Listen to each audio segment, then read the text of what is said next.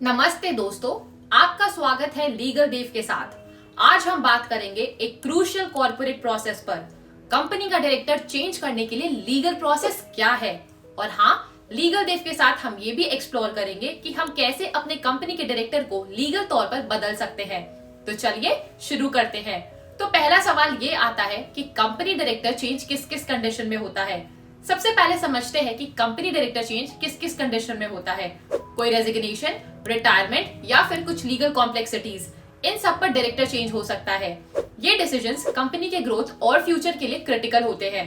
तो अब हम बात करते हैं legal process for changing company director with legal Dev. अब आते हैं हमारे मेन टॉपिक पर। डायरेक्टर चेंज करने के लिए पहला कदम होता है बोर्ड मीटिंग बुलाना। यहाँ लीगल देव का रोल कैसे आता है, इस पर भी हम बात करेंगे। लीगल प्रोसेस को स्मूथली नेविगेट करने के लिए इन प्रोफेशनल्स की गाइडेंस कितनी जरूरी है, हम ये भी समझने की कोशिश करेंगे। अगर आपकी कंपनी में सिर्फ दो डायरेक्टर्स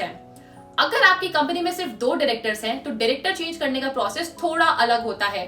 पहले नए डायरेक्टर को अपॉइंट करना पड़ता है, फिर ही एग्जिस्टिंग डायरेक्टर को रिमूव किया जा सकता है। इसमें प्रिकॉशनरी स्टेप्स लेने चाहिए, ये भी हम आगे डिस्कस करेंगे। Now legal process for director change.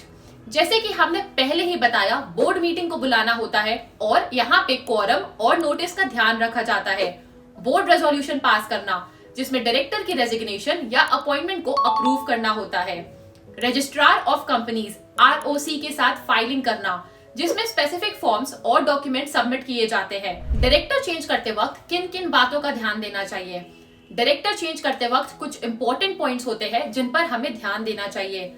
Legalities, documentation और कम्युनिकेशन, इन सब पर स्पेशल फोकस होना चाहिए ताकि प्रोसेस स्मूथ और लीगली साउंड हो। डायरेक्टर चेंज करने के लिए कुछ इंपॉर्टेंट डॉक्यूमेंट्स की रिक्वायरमेंट होती है, जैसे नंबर 1 बोर्ड रेजोल्यूशन, डायरेक्टर की रेजिग्नेशन या अपॉइंटमेंट को अप्रूव करने वाला डॉक्यूमेंट। नंबर 2 रेजिग्नेशन लेटर, अगर डायरेक्टर रिजाइन कर रहा है तो उसकी resignation letter. Number 3 consent letter from incoming director, अगर नया डायरेक्टर अपॉइंट हो रहा है तो उसकी तरफ से consent letter. Number 4 DIN, director identification number of incoming director, नए डायरेक्टर का unique identification number. Number 5 PAN card and address proof of incoming director, incoming director का पैन कार्ड और address proof. Number 6 form DIR 12, registrar of companies ROC के साथ filing के लिए necessary form. Number 7 board meeting minutes, board meeting के minutes का record. Number 8 affidavit from outgoing director, इस्तीफा देने वाले डायरेक्टर की तरफ से affidavit if applicable. Number 9 ROC filing fee receipt, registrar of companies ROC के साथ फी का रिसीप्ट। ये डॉक्यूमेंट्स ज्यूरिडिक्शन और स्पेसिफिक लीगल रिक्वायरमेंट्स के अकॉर्डिंग वैरी कर सकते हैं, इसीलिए लीगल प्रोफेशनल से कंसल्टेशन करना बहुत जरूरी है। तो हमने देखा कि कंपनी का डायरेक्टर चेंज करना एक वेल डिफाइंड लीगल प्रोसेस है और इसमें लीगल देव का साथ लेना क्यों जरूरी है। अगर आप भी डायरेक्टर चेंज करने की सोच रहे हैं तो लीगैलिटीज को समझने के लिए एक्सपर्ट्स की गाइडेंस लेना ना भूलें।